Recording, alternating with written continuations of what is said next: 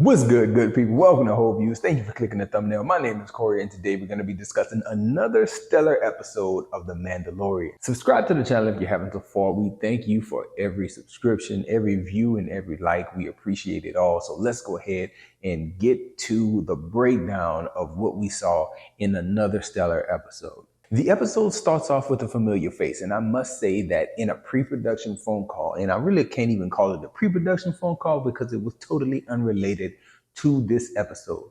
But my homeboy called me and he was asking me like, yo man, are there any bad episodes of Mandalorian? So I had to tell him, it's like, actually, no, there are no real bad episodes.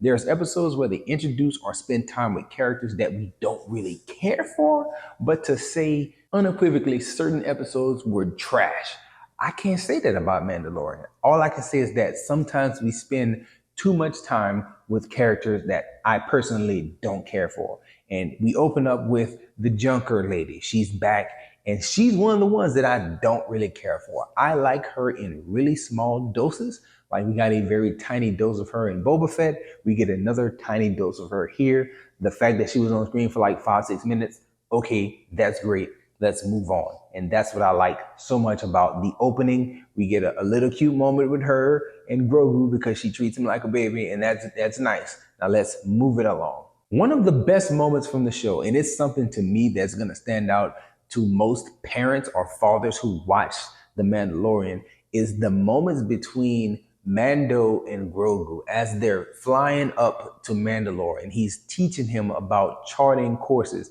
Now, that's paid off later in this episode, and it's kind of cheap in that way that it's paid off.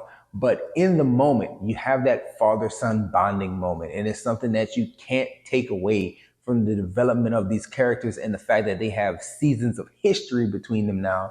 It just feels so good to see him really, truly embrace that role. And it seems as though he's preparing to turn Grogu into a hybrid Jedi Mandalorian, which is like, I imagine to be the best of any kind of fighter in the galaxy. I really, really love that moment. It was probably the best moment of the episode.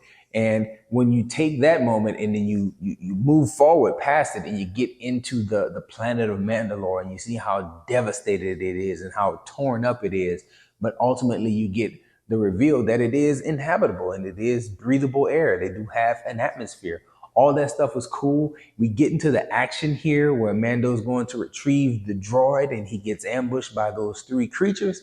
And one of the things that I didn't really care for this episode, and it's really and truly the only criticism of the episode, is that everything happens in the dark. I don't like the darkness of this episode. But aside from that, it was cool. The fight scene that we get here was cool. We still get to see Mando struggling with the Darksaber, which is something that I'm glad that they didn't just abandon. I'm glad that they didn't just say, oh, he struggled with it in Boba Fett, and now here in his show, he's a master at it, and he's whipping that thing around like I did in one of my previous videos. Just, I'm glad he's not doing all that with it immediately. He's going to have to work his way up to that.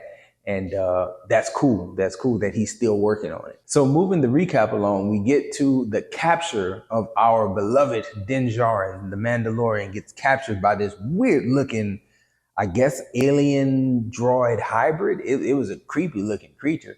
And that was one of the things that when I think about the episode, like this really stands out here this week, is the fact that it's really kind of creepy. Like this episode is way more tense and kind of scary than any other episode has been in the Mandalorian universe, unless my memory is short and I'm not remembering something that I covered in season 1 or season 2. This is probably the creepiest that the show has ever been, and I dug it. But Mando gets captured, Grogu gets away, cool little scene that he gets away, and you can see him come out using the Force, like, yes, that's what's up. And then he gets to Bo-Katan. Bo-Katan is now in the fight and in the fray, and I really like the fact that she's way more skilled with the Darksaber. And I'm hoping that we can get that thing transferred to her probably by the end of the season or maybe in future shows, and we can see her kind of unite the people. Again, that's projecting way far down the line of what I want to see from the show. I don't really like to do that. I like to just take in anything that they give me because they're consistently giving good material with this show. Stellar episodes week after week. And not wanting to project, but I really would like to see her earn that Darksaber without taking Mando out and eventually uniting the people with it. That would be dope. But anyway, Bo-Katan shows up. She has some cool moments. She beats the little droid thing while it's in, I guess, humanoid form. And then he crawls away and jumps into this big machine and she tears that thing up with the Darksaber. It's so cool to see that thing get used in the way it gets used. Then you get the release of Din Djarin and his recovery. And again, all this stuff is really, really cool. All this stuff is coming together so well. And he makes it to the living waters in the mines of Mandalore. And one of my thoughts there was that I like the way that this show takes its time and it doesn't use a lot of time. You know, the episodes are relatively short, 30, 40 minutes, not even a full hour of viewing time, but they don't waste a second. There's really no filler. Every episode serves a purpose, and pretty much every minute that you see on screen moves the story along. I did not expect by the second episode that Din Djarin would have found the waters and made his way into them and like retook the creed and purified himself. I didn't think that would be a beat that we would get to within 2 weeks, but here we are 2 weeks in and he's done. I know that it didn't end well because he got sucked under by this huge creature, which is crazy, but I just didn't expect for them to resolve his, apostate situation that fast. I thought that that thing would take a lot longer to resolve. It's cool that it's resolved, and I really want to see where they go moving forward. I imagine it's down that uniting path that I keep thinking, but again, don't like to prognosticate or predict or try to throw out theories. I like to just take whatever they give me because thus far, Jon Favreau, Dave Filoni, and Disney, that Star Wars mesh that they have going on with this show in particular, has not missed. So I'm going to continue to trust them, and I'm going to continue to come back each week, watch those episodes, come here, recap them with you all. Looking forward to hearing what anybody has to say about The Mandalorian. It's the best show that the Star Wars universe has put out. It's probably the most consistent show that Disney Plus has ever managed and put out because we haven't had many seasons of many things.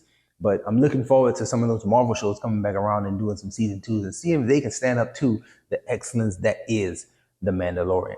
But let me know your thoughts in the comment section. That's all I have for this video. And I thank you so much if you watched this far. Enjoy yourself, guard your heart, and go watch something good.